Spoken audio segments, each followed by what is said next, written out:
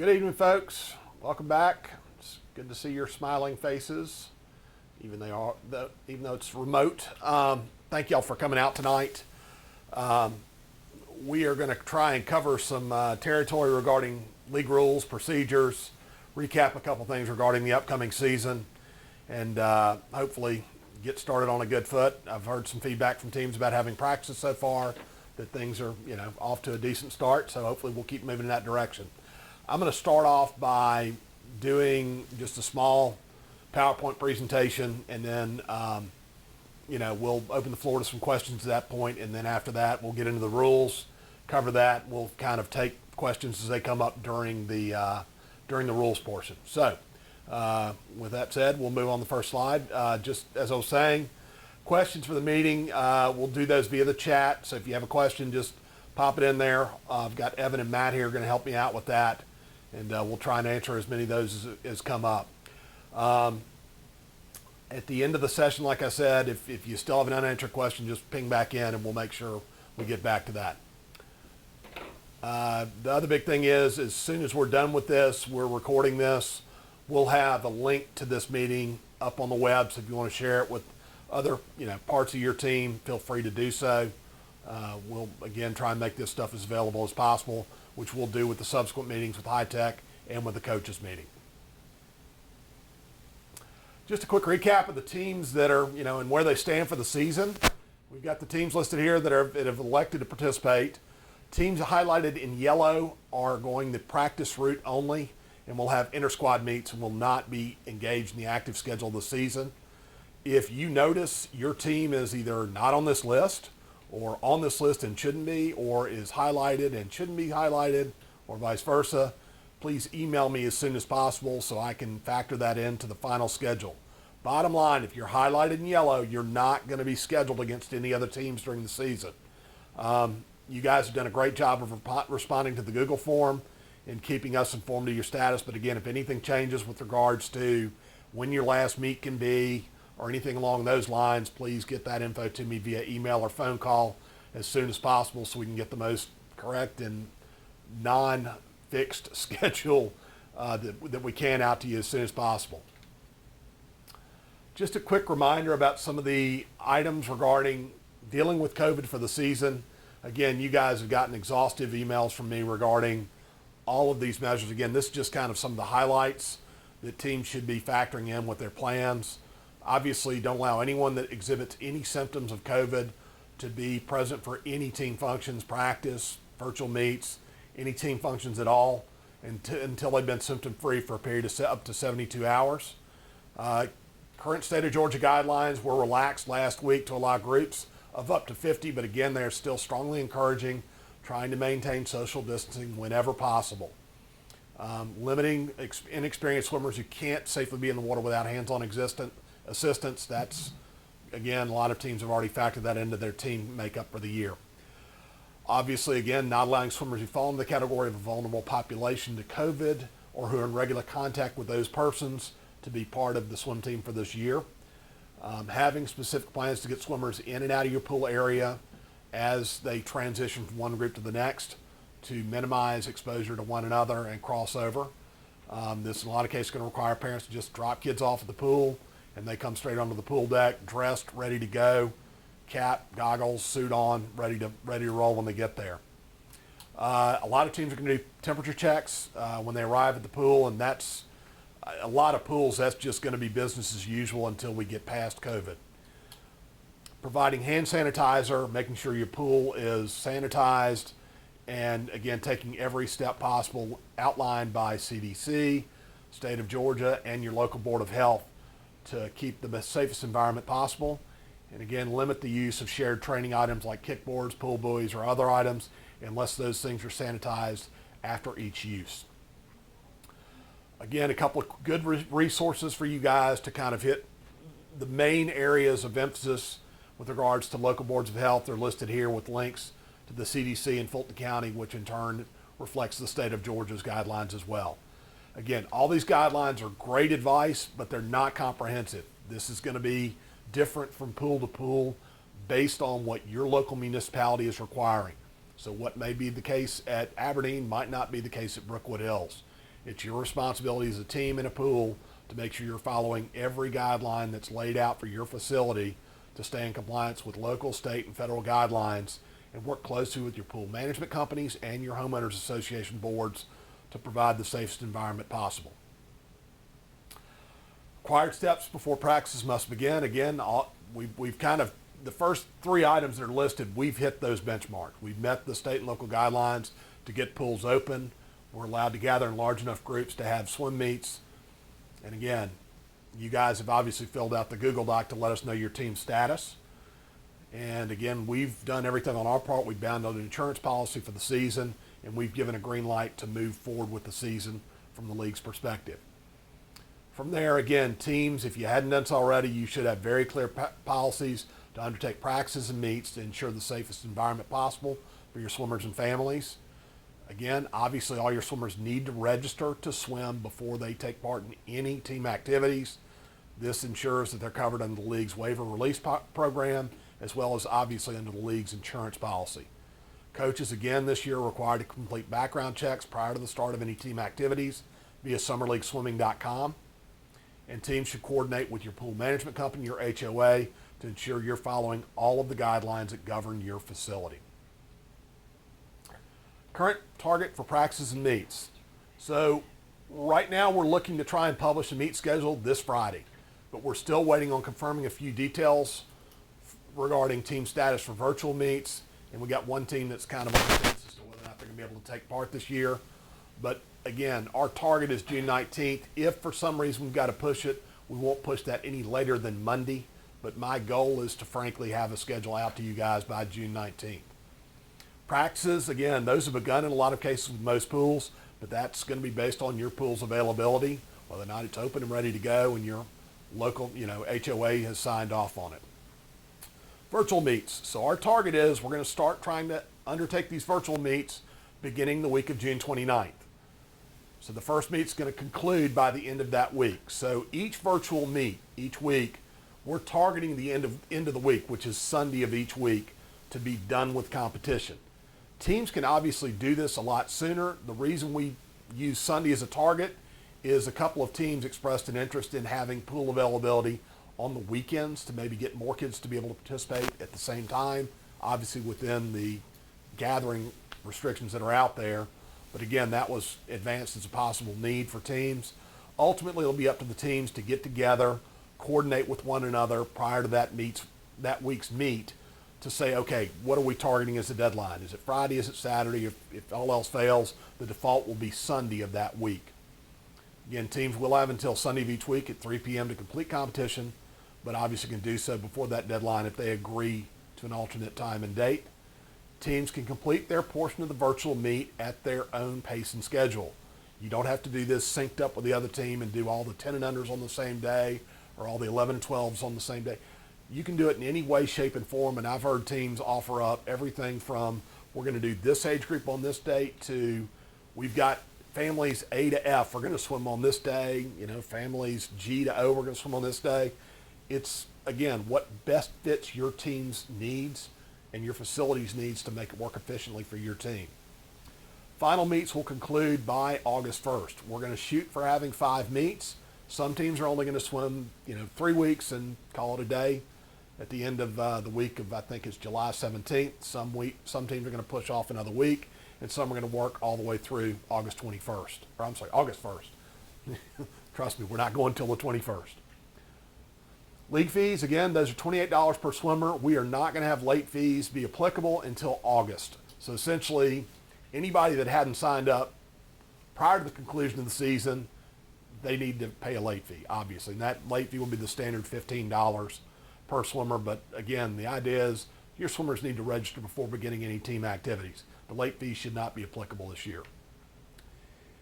Several, if not most teams, pay their fees electronically to ASA, either through Swimtopia or Team Unify. If you don't do that and you collect the fees separately, then you'll cut a check to the league like you would any other season. Once you've completed registration, you've completely closed it out and know you won't be signing up any other swimmers. At that point, you can calculate X number of swimmers times the league fee and mail that check to ASA, made payable to ASA, one check please, not individual checks for each swimmer. And you can send it to the address listed here on the slide. Meets, again, the teams want self-officiated meets. I think there was only one team in the group that suggested they might want a league-provided official.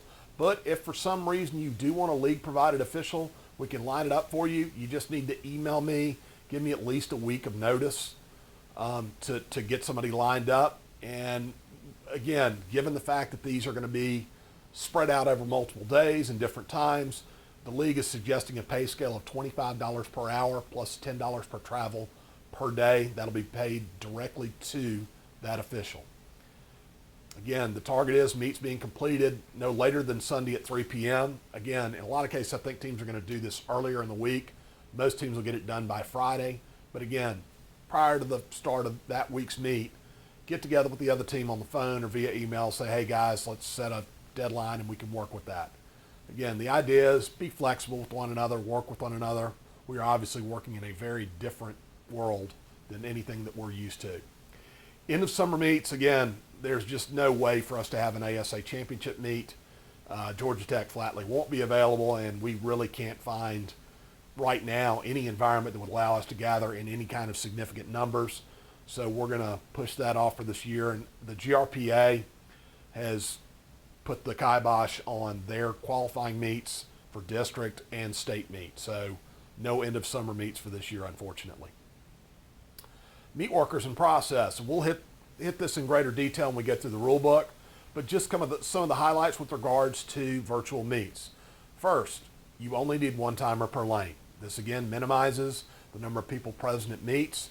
They're going to have a little bit extra work to do, but you're not going to have to run these meets at the warp factor that we're accustomed to with a regular season meet where we're trying to grind through heat after heat after heat of swimmers. The way these things are broken up, we can run at a more pedestrian pace. So really only one timer per lane that's literally working the stopwatch, writing the time down on a clipboard, and maybe helping, a little bit of shepherding the swimmers based on what they've got on their lane timer sheet. The one catch to that is we're going to ask teams to provide one backup timer, and backup/head timer. So essentially when a race starts, that person's going to stand in the normal spot where the starter referee and the place judges would normally be located, and they'll start two stopwatches when that race starts. So if somebody's watch doesn't start or something goes, out of kilter during that race, that person can step in, time that particular lane, and get an accurate time for that swimmer. This is really important because the big difference this year is the times will determine the order of finish in these meets, not the place judges. There's really no way for a virtual meet for the place judges to have a big say in how things are going to operate because they can't obviously view two sets of swimmers at two different pools at one time. Just in case, though, we are advising teams to have a place judge on hand, just in case the timers and the backup timer, something just goes out of kilter. You at least have an order of finish that you can, maybe guesstimate a time or work off of that. And again, that's, just one place judge. You don't need two. The computer operator ribbon jobs, they're still needed, but they can be done away from the pool and kind of on your schedule. You don't have to have the high-tech person sitting there plugging in times as these virtual meets are going to go, through their normal process. You could swim, record the times on the paperwork, and then the computer person can input those times and that data at their convenience. It can be done the day of, it can be done, you could do a couple of days and then put some of the times in, or you could do it at the end of the week. It's really up to each team as to how they want to do that. The only catch with that will be is obviously if you wait, you're going to have to wait to do ribbons for your team for that meet because ribbons will be done based on your portion of your virtual meet, not the combined results. Some of the roles, you can skip back, some of the roles not needed in virtual meets. We will not need a deck manager. We will not need a judge's recorder, and we do not need a master recorder. And by virtue of that, we don't need a runner either. So those are some areas where you can kind of scale back on the needed volunteers. The deck manager function is not, I don't think is critical because it won't be nearly as chaotic, in the area behind the blocks as it would be for a regular meet. I think the coaches and the timers working together can help make sure the right kids get in the right lanes at the right time. And if they don't, well, you can go back and you keep notes on it and you get the correct times recorded. The other big thing about the meets is teams should use all of the lanes in their pool You're not using the odd lanes or the even lanes to complete your portion of the virtual meet. This again will speed things along and make sure that these things get done in a timely fashion, pretty much hopefully inside the normal window of when that swimmer's practice session would be. Information exchange for meets. So your lineup exchange and all that stuff is going to be a lot different this year. So normally for a meet, you would exchange lineups a couple of days before the meet. The home team would put all that stuff in high tech and come up with a condensed meet. That's not going to happen in this situation. The teams are going to do their own lineups and then dump that information into Meet Manager on their end so they can input that time into their Meet Manager software. At the end of the week, when all the competition's done, then the teams are going to exchange info. And they're going to exchange roughly 4 or 5 pieces of info. So an export of the Meet Manager, there's what they call a merge entries file that includes the heats and lanes for the swimmers. There's going to be a PDF version of the entry list, including heats and lanes, just again for the sake of kind of a paper copy of your entries for that week. There's going to be an export of the Meet Manager merge results file, which is going to be the actual times for the swimmers that will allow us to put the meets together and score the actual meet, come up with a final score. That should also include any disqualifications, or again, like I said, if we miss a time for a swimmer, we'll talk about how we'll deal with that in the rules portion of the conversation. A PDF version of the results report, just again to make sure that what your expectation of the results are match up with what's in the computer when those files are exchanged. And again, just in case, a full backup of that entire Meet Manager database for the other team's use if they've got to pull a file out or access something on their end. Updated league rules and participation information. I'm going to hit the highlights of the stuff that's going to be different. And again, we'll dig into some more detail in the rules portion of this, but this kind of highlights what's not going to be business as usual. So I mentioned it earlier, swimmer times are going to determine the order of finish, not the place judges. And to that end, any swimmer from any heat can score points. So the kid in Heat 2 that swims faster than the kid in Heat 1 could theoretically be the one that scores points for that team. Scoring limits will still apply though, a maximum of 2 scores per individual event and 1 relay per relay event for each team can score points. So there won't be again, we've got our normal internal mercy rule in every event. As I mentioned, if we have a situation where no valid time is recorded for a swimmer, it's kind of hard to say, okay, well, we got to guess as to what the time is. Well, that could actually impact the outcome of the swim meet. So to that end, if we don't get a valid time from the primary lane timer or the backup timer, the place judge can help determine that swimmer's place for the purpose of getting a ribbon for that swimmer for that week. But what's going to happen is we're going to advise the high-tech operator to actually check that swimmer's exhibition before they swap the information with the other team. Then that way, that swimmer without a time does not get factored into scoring. Participation rules, the age control date, we're sticking with May 31st, even though we're starting later, just for the sake of kind of a common set of rules. That is one set of familiarity we wanted to maintain. The entry limits are going to be different. So we're going to put a cap of 3 individual events and 2 relays per swimmer. There are 2 primary reasons for this. First and foremost, the fact that these virtual meets are going to have swimmers swimming events back to back. There's not going to be that normal lag time having several age groups and different genders swimming. The kid swims a freestyle race and they're in the backstroke. Well, they've got 20 or 30 events that normally would have been swum in that situation to give them rest and recovery time in between those swims. So with that in mind, we don't want to have swimmers literally getting out of the water and lining back up to get back on the blocks and swimming these things in rapid fire succession. It's not really in their best interest. The other big reason is it's just a time situation. Teams have, the time that they have in practices and these virtual meet sessions is precious. So in order to maximize that, we've got to put some caps on how many times kids can swim.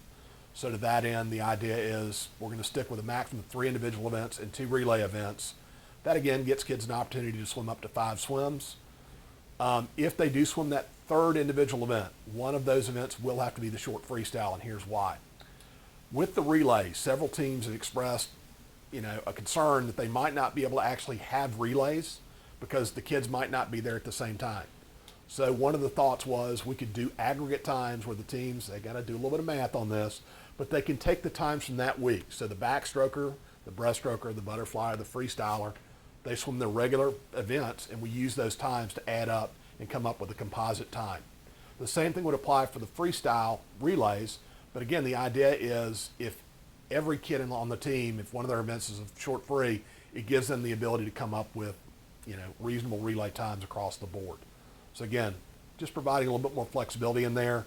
And again, that's where we landed on the 3 individual events and 2 relay events for the year. Swimming up is permitted as needed, but again, this gets into a sticky area where most teams I think a lot of teams are trying to have their kids swim together. If you have a kid swim up, they don't have a whole lot of company. So to me, teams, if they're going to do this, maybe the thought would be is maybe do it for a relay event, but maybe not for an individual event. But the opportunity's there if the team wants to get really strategic about how they're going to do their entries for the meet.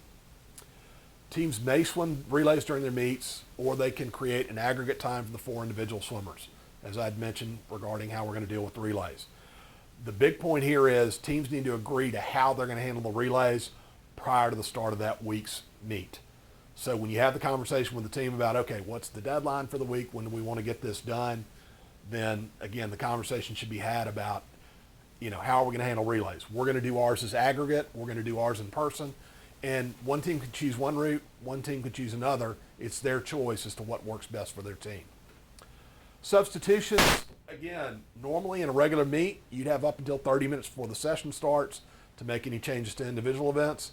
These things are going to be spread out throughout the week. So again, really teams can make substitutions as they're going along. You're not really gaining any advantage because you won't know what the other team's doing. So again, the idea is you can make substitutions on the fly. Just make sure it's accurately reflected in Meet Manager when you tally in the final results. So, Summer League swimming. Obviously a new way of doing things, but we're thrilled to be, actually doing this. I'm so, appreciative of your patience and your persistence to do this. And again, you guys have been incredibly flexible. So we got to keep that at heart in what we're doing and understand that things may not go exactly how we expect. And we're going to have to do some stuff that we're just not accustomed to. But the flexibility, if we continue it, I think, again, provides the best opportunity to give these kids a chance to compete, to engage with each other, and to have something to do this summer. Because, again, so much has been taken away, and we're finally able to, put something out there for everybody to do. So, again, just keep that, thought in the back of your head. Let's be patient, be flexible, and most importantly, have fun. That's got to be at the heart of what we're doing because, again, we're having to tell the kids a lot more no than we're accustomed to. So we got to try and bring as much fun to this as we possibly can, and trying to work with each other and be patient with each other really helps to that end. So this is, as Evan says, this is all the virtual homework you're going to get from us.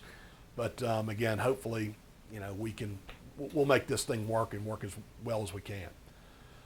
So just another quick reminder, other upcoming meetings. So the high-tech meeting we'll do this Saturday. So if you hadn't signed up for that, please sign up on the link listed here. That one's its standard long 3.5 hours. We'll cover team manager and the details of doing lineup stuff first, and then we'll cover meet manager and the different processes we're going to have to use to undertake lineup exchange and result exchange. One thing that we figured out that teams may need to do is if you want to actually follow along like you normally would in the class, it'll be probably beneficial to have 2 computers in use, one to follow along with a Zoom meeting and maybe have a bigger screen to be able to see what we're displaying, and another one actually to have a high-tech computer available. Again, I don't know, some pools might not have the resources to have 2 pools in play. And again, we'll record the session and make it available so you can go back and follow along at your convenience. But again, it's one of those things that ideally you might want to have 2 computers available to deal with this. Same reminders, make sure you got that software loaded. I'm going to email out sample files, the template files and all that good stuff for use for that class. And that stuff is already available on atlantaswimming.com on the ASA League, the main page.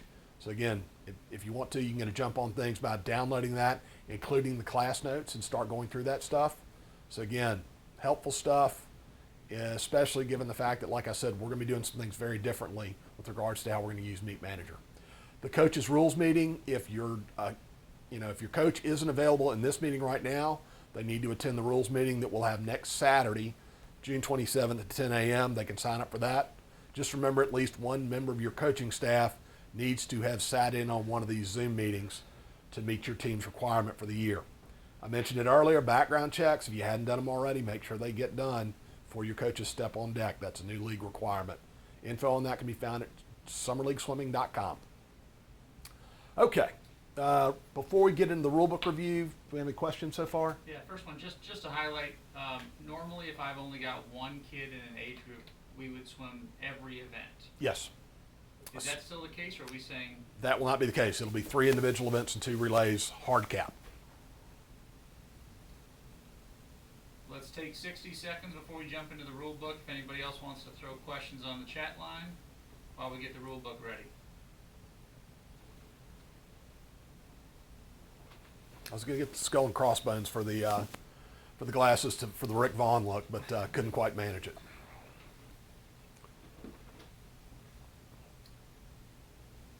All right, let's go ahead and jump into the rule book. Again, the chat line will be open, and we'll take some pauses during the rule book if questions come in. Okay, guys, I sent out a link to the rule book. You can either follow along or I've got it on the screen. The rule book, emailed it out the other day. It's on atlantaswimming.com. You can pull down a PDF at any time if you ever need to refer to anything. We'll try and get through this as quick as possible. If you do have questions as we go along, chime in on the chat line and we'll try and answer them on the fly with regard to this. So first page, again, getting back into the expenses for the year. Cost to swim, $28 per swimmer. No late fees are going to come into play. The big one on the dual meet official, like I said, if you want an in-person ref, you need to email me with at least a week's notice so I can get somebody lined up and out to your pool for whatever sessions you want them for. I think most teams are going to self-officiate. It's easy to have the coaches do. Frankly, it's cost effective. I know that budgets are very tight this year, so this is a great way to probably save some money. But if you do choose to have a ref, the pay scale we're suggesting is $25 per hour plus a $10 travel fee. And again, payable at that point, either that day or if they're going to do several days in a row, they can, you can coordinate with them as to how they want to get paid. Entry fee for league championship, we don't have one, so we're not going to have an entry fee. So online registration, we've kind of hit the highlights on that. Again, just make sure your kids are signing off on the league waiver and getting those things done as needed. Next page, dates for the season. So again, highlighted in red, this is different than the original rule book, obviously. So the target completion dates are going to be Sundays at 3 p.m. So we're targeting July 5th, July 12th, July 19th, and technically August 2nd. I think a lot of people said they want to be done and kaput by August 1st. Once I release the schedule, reach out to the teams you're lined up with and work out those details in advance. Don't let that slide too deep into the summer. That can be a matter of just several emails going out going, hey, what do we want to do for that week? Do we want to do Friday, Saturday, Sunday? Do we want to do Thursday? Whatever works for the two teams. Again, you've got a lot of flexibility to, again, cooperate with one another. As we love to say, if two teams agree to do something and nobody's going to get hurt, then, we're all for it, even if it's not technically spelled out that way in the rule book. If you can't come to an agreement, well, here's your fallback. It is the rule book, and it's pretty straightforward. ASA Championship and GRPA stuff, like I said, canceled for this year, unfortunately. League Sportsmanship. So, I'll go to the most important part. I usually skip around with this stuff, but with this stuff being on the computer, it's a little bit more cumbersome for me to do that. So, this again, same, conversation I have with you guys every year. This is the heart of why we have a league in the first place. This is one of the most important cornerstones of why the league exists. We want to embrace and really reinforce the concept of good sportsmanship. It becomes, you would think it just falls by the wayside because you're not swimming against another team in person, but it's still, again, the ideas can still be taught and still embraced. So again, the bottom line of our league sportsmanship rule is very simple. Treat each other with respect, expect the best from one another, and this rule applies to everybody on the team, not just the swimmers. It applies to the coaches, the coordinators, me as your league coordinator, the parents, everybody involved. So again, the general idea is treat each other with respect, expect the best from one another, do unto others as you would have them do unto you, the golden rule. And the other big part of that is again, realize that sometimes things aren't going to go the way you expect them to. And sometimes turning the other cheek and being the better person and going, you know what, this is an honest mistake. We're going to try and, instead of, hammering this person and going, this is what the rule book says, is, hey, this is an opportunity to help somebody out that might not quite understand this rule. So be that person. Don't be the highly competitive, super type A personality. Any questions on that one so far, Devin? Not related to that one. I've got a question I'm holding for later. Okay. Next page, minimum equipment personnel. So the stuff you need, most of it's still the same. Things like starting blocks, chairs, backstroke flags. Obviously, you should have those things in place. Probably don't need a PA system this year. I don't know if you're going to be selling too many nachos to the general masses during a virtual meet. A bullhorn for the starter, again, that's going to be up to your coach as to whether or not they want that. That, again, teams can use their start system as they need to. Obviously, you still need stopwatches. You're still going to need some clipboards. Again, the table for scoring, like I said, that high-tech function can be done later. Meet manager software, you still need that, obviously. And the computer equipment, again, you still need most of that. Suggested personnel, and again, highlighted in red are the ones that are different than what we're used to. One deck manager, you really don't need a deck manager for a virtual meet. The coaches can line the kids up, make sure they get in the right heat and lane. Again, take their, a little bit of extra time before a race starts, the kid's in the wrong place, and just make sure they get to where they need to be. Starter referee will not be provided by the league this year unless you request it.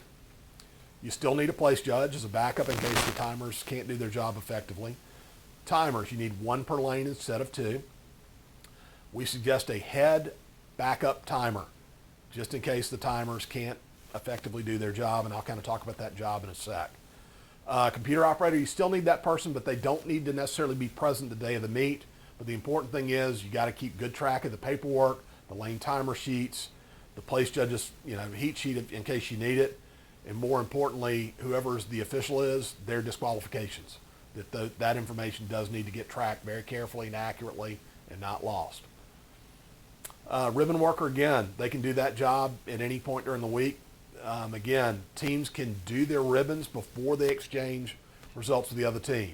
Honestly, again, you can do those as they swim. I mean, some teams might even hand them out like right there at the pool.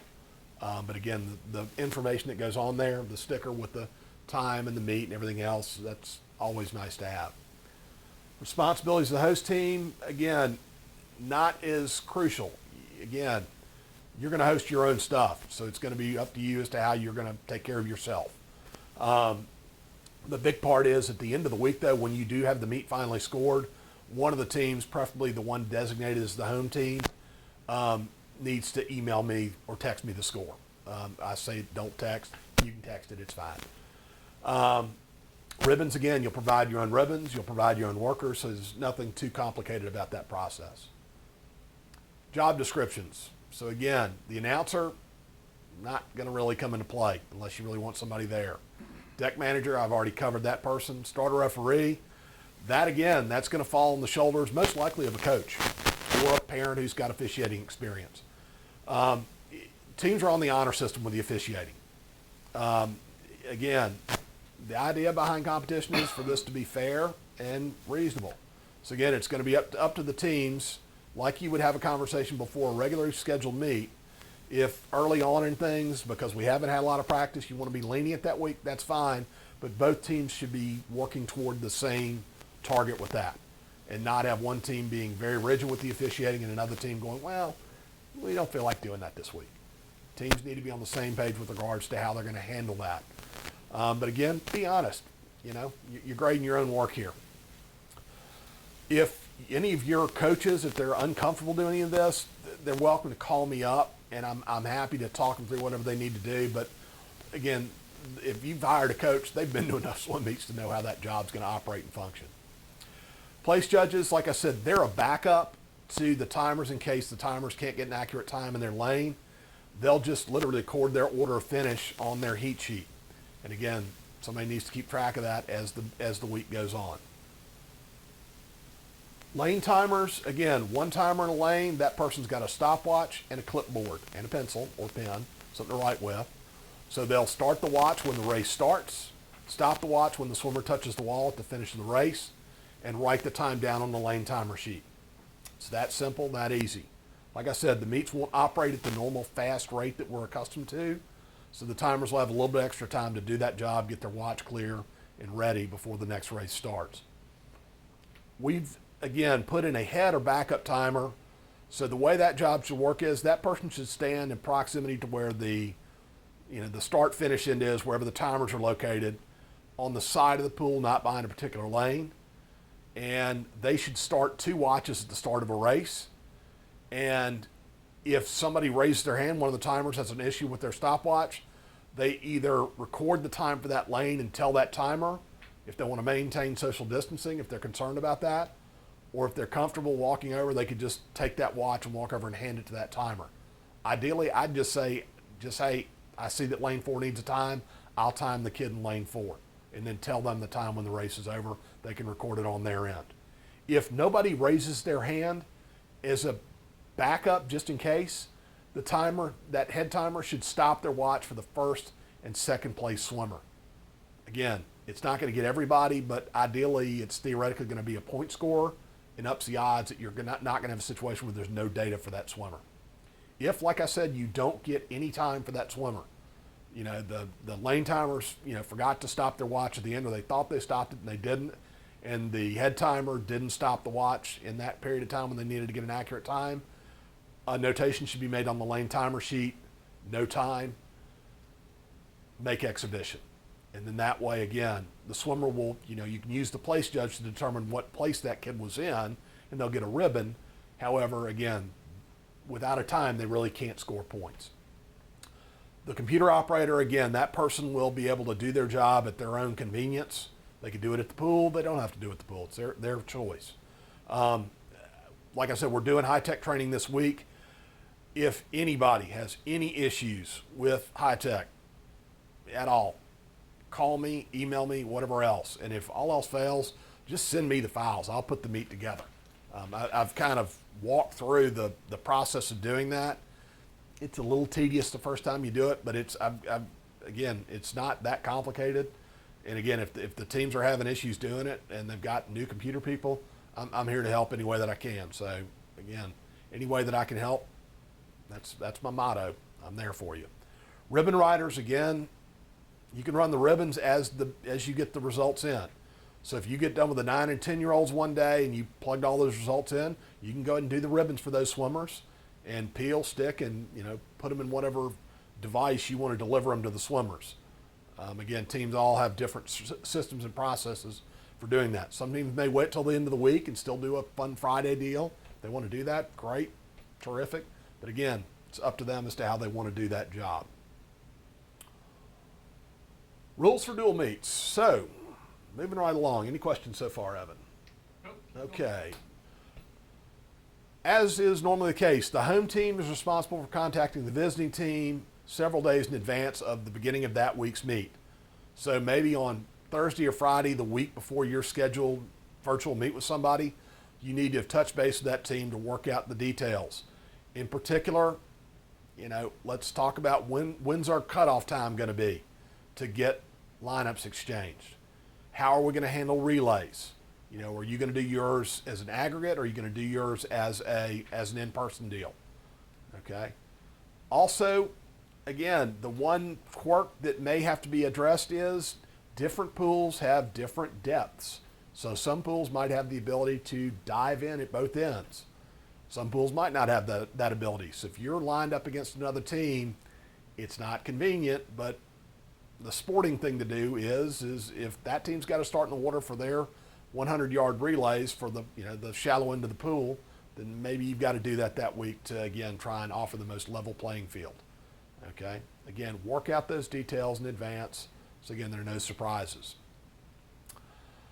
Again, each week, we're targeting getting these things done by Sunday at the latest at 3 p.m. Okay? But again, if teams agree to do it a little bit later, a little bit earlier, it's up to them as to how they want to manage that. Signed waivers, online registration, we've kind of beaten that one into the ground. Coaches' background checks, again, the link is listed here on how to run a background check for your coach. Make sure that's done before you start any team activities with that person present. Participation, this is one of the places where we're a little bit different than years past. Again, the age control date will stay that swimmer's age as of May 31st. So, whatever that kid's age is on the 31st of May, that's going to be their age for the season. Age groups are still the same, 6 and under all the way up to 15, 18.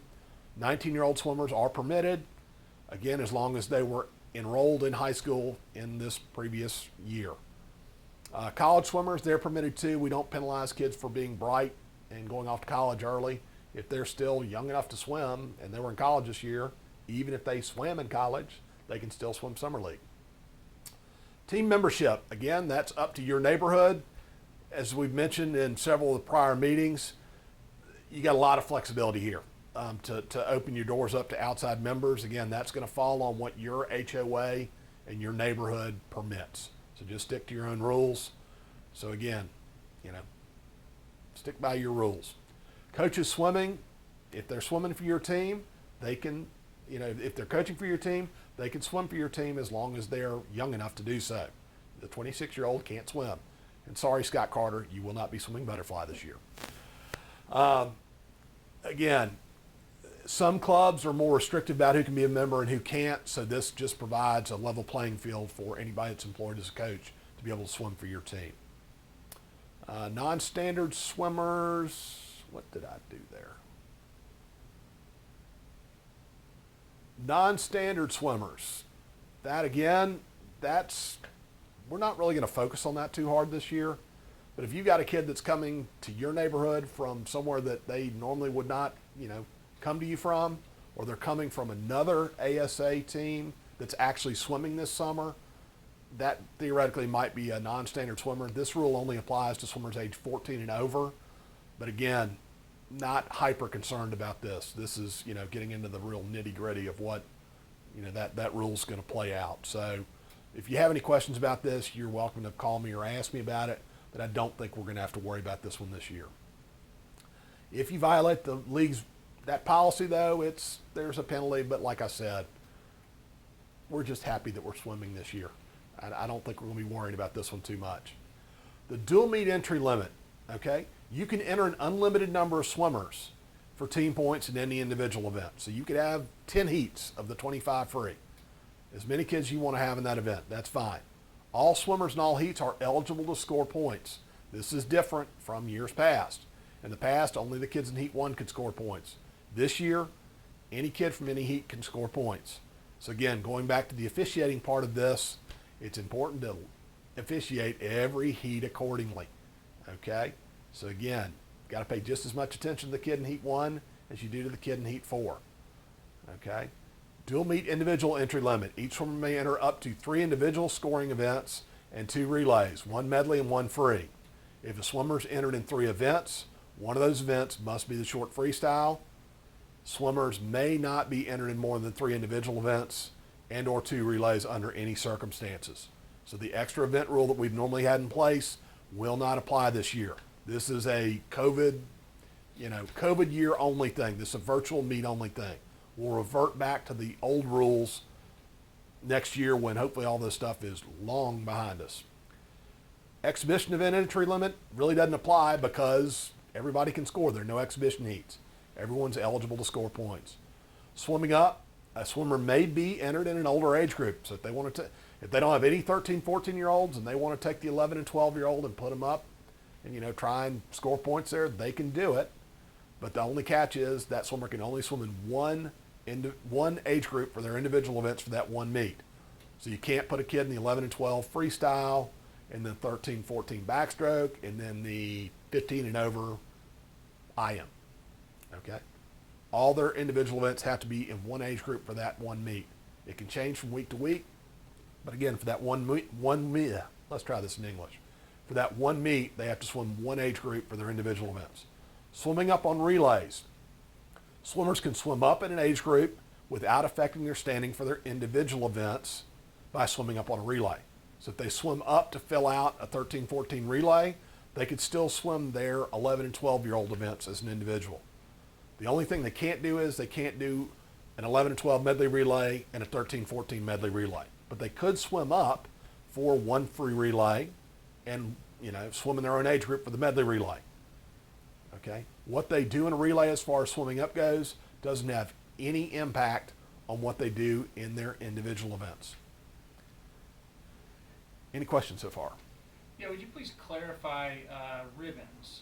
Will we wait until the results are merged to then figure out ribbons, or will ribbons be based on your position on your team? No, ribbons should be done based on what you do at your pool.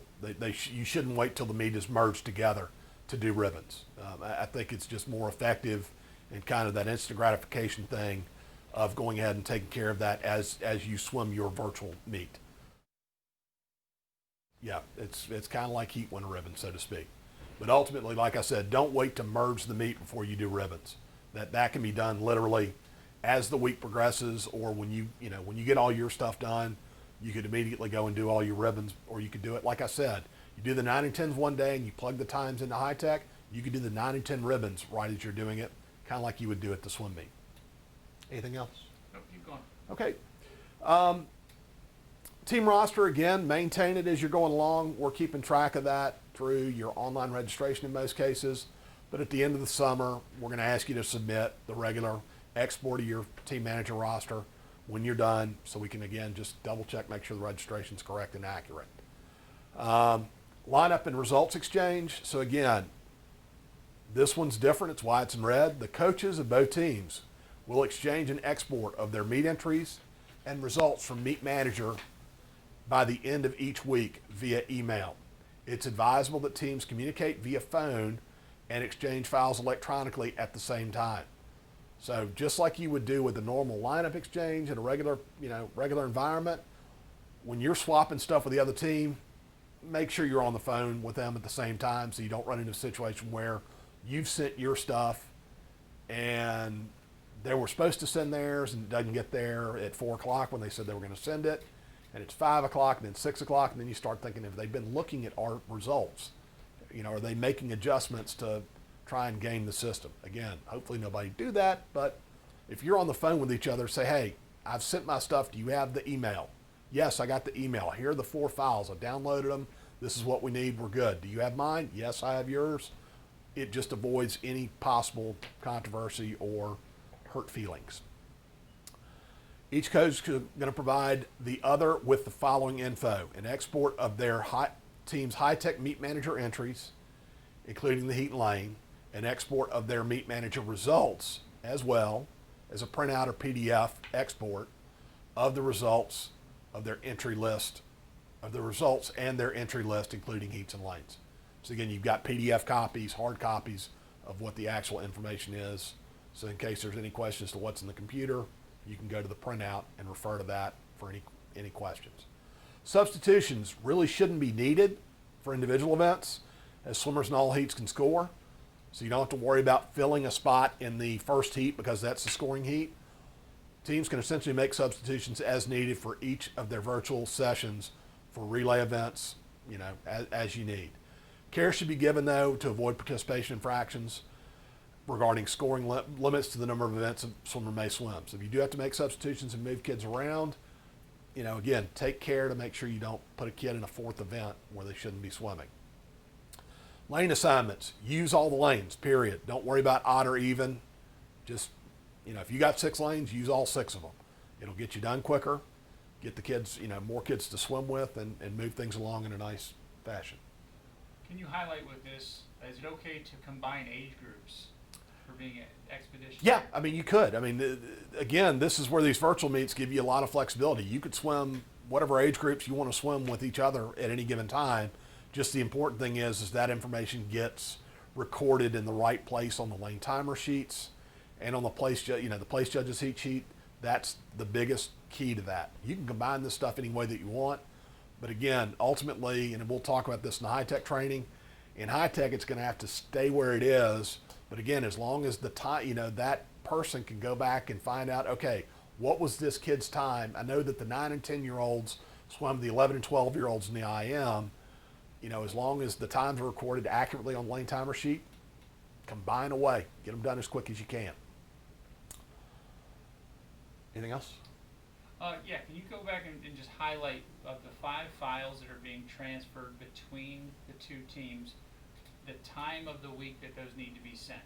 So all these files get exchanged in one shot at the same time. It's not, line up first, early in the week, because that lineup's going to change. I mean, these meets are going to be spread out over, 4 or 5 days in most cases. So trying to do a lineup prior to all that and not expecting that to change in 3 or 4 days, it's just not going to happen. So this is going to be something that teams can track on their own end in Meet Manager, move the kids around like they normally would at a regular meet. And then at the end of the week, they're just going to send these files en masse in one shot. So it's not going to be the lineup gets done at this point, the results get done at this point. No, they get sent in one time, straight away. Hey, I'm going to call you on Saturday. We'll get on the phone, and by 2 o'clock, we'll have this stuff sent over to each other, and they can merge the stuff from there. Last question before we move on. Given that we have fewer teams this year, has the league considered actually being the facilitator and getting all of the files sent to the league, and the league does all the combining and sending out? We've looked at that, but the problem is it's going to be a mixed bag of things. And like I said, if a team just runs into a problem and they can't do it, we're more than willing to do so. But honestly, we think that the teams can manage this process on their own. Like I said, I've kind of worked through this stuff on my end and tested it out. And it's actually, once you have the other team's files, it's, 20, 30 minutes of work to get the stuff combined and put together. It's actually pretty quick. So again, our hope is the teams can manage this. But like I said, if they run into problems or challenges, send it to me and I'll take care of it.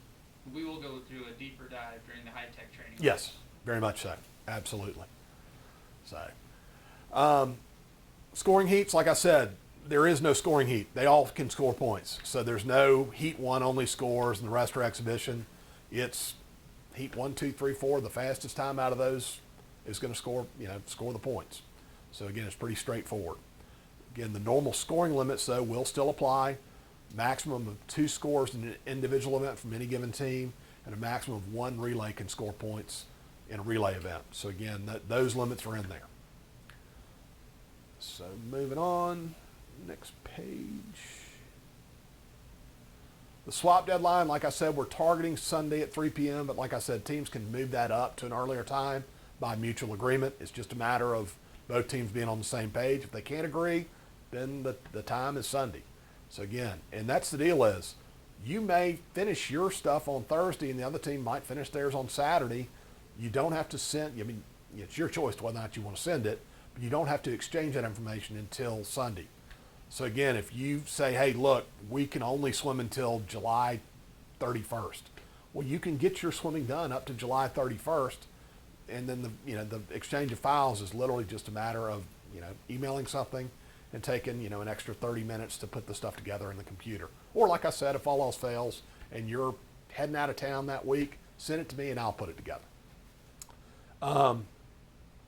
Starter referee, we've kind of covered them completely. Virtual meet order of finish. Like I said, times determine the order of finish for points in virtual meets. The fastest 3 times will score points, with each team being limited to a maximum of 2 scores in an individual event and 1 score in a relay event. The finish judges will only be consulted if there's no time recorded for a swimmer. If the place judge must be used for the purpose of that swimmer should not be eligible to score points and should be marked as exhibition after ribbons have been completed, but before the team exchanges results with their opponent. Starter referee can be consulted. If the place judge didn't see it and the starter felt that they did, then hey, again, you're literally dealing with your own kids. So again, if it's the starter or a coach or whatever, you can use whatever resource you want to use. So relay results and times, teams may choose to either swim the relays as the normal part of their virtual meet, or they can use composite times from that week's swims. So the idea would be is if all the kids can't be there at the same time, or you're actually worried about the kids being in that close a proximity to each other, then you can use aggregate times and use the kids' flat start times from those events, and the 4 swimmers, from that designated relay can, you just literally add up their times, check your math. Because there is the backup inside the actual results to where somebody can go and check and go, wait a minute, I'm not sure how that relay went 2 minutes when nobody in a flat start in that event went under a minute themselves. A composite of the times, again, just add those up as you're going. Again, it's got to be from that week's meet. You can't use the best time of the season. And again, work out this detail during the pre-meet conversation prior to that week's meet. Again, double check your math if you do go this route. Electronic timing, teams can use, if they got Dolphin, they can use Dolphin. Or if they're renting timing equipment, they're more than welcome to do that. We're happy to have them use that resource as well. But again, it's up to them as to whether or not they want to use it. Again, the idea is you just take a plunger time, and that's where you're at. So, roped off area, not as big of a deal with the virtual meet. Don't have to worry about that crowding on the deck. Scoring, same as it always is. 5, 3, and 1 for individual events. 7 and 3 for relay events. If for some reason there's a tie, you have identical times, we just add up the points between the 2 places and split them evenly. A sweep, like I talked about the scoring limits, no team can score first, second, and third place points in an individual event, nor can a team score first and second place points in a relay event. If this happens, the team will get, again, you're not going to do the ribbons based on these combined results. It's not going to be an issue here. But ultimately what's going to happen is, as long as the other team completes that race and has a swimmer, finish legally, even if they're 10th place behind everybody else, they're still going to score points.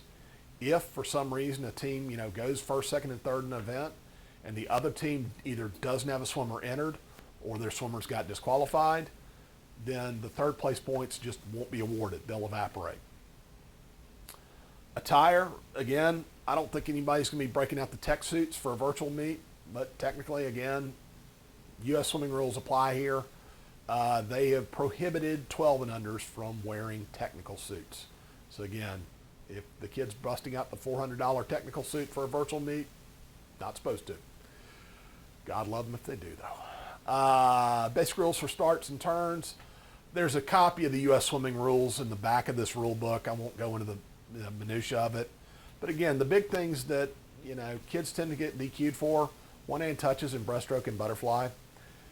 Kicking, flutter kicking freestyle in the butterfly or breaststroke when they dive in the pool. In the breaststroke, if both feet aren't turned out in the propulsive part when the feet are swinging outward, then technically that's a scissor kick. And that's something they tend to get DQ'd for. Flipping over onto their stomach before they touch the wall at the finish of a backstroke race is another one. And again, the stringency with how you're going to apply these rules, the coaches can agree to work that out in advance of the meet. Again, we're working on a short time window. So the first couple of meets, teams are going to probably want to be a little bit lenient with this stuff. But just, again, have the conversation in advance so you're working on the most level playing field possible. If they can't agree, then, the default position is apply the rules as they're written. But again, the idea is don't be out there with a microscope looking to DQ everything. But again, be honest about this. Be reasonable. If a kid swims freestyle all the way down the pool in a breaststroke race, they shouldn't score points. I mean, that's just, that's obviously the far end of not fair. If a kid dives in and makes a small boo-boo, flutter kicks maybe twice at the start of a breaststroke race, that's the stuff you probably let, maybe turn a blind eye toward and try and correct. But if a kid's gaining a significant competitive advantage, they obviously need to be DQ'd. That information needs to be recorded in the official's heat sheet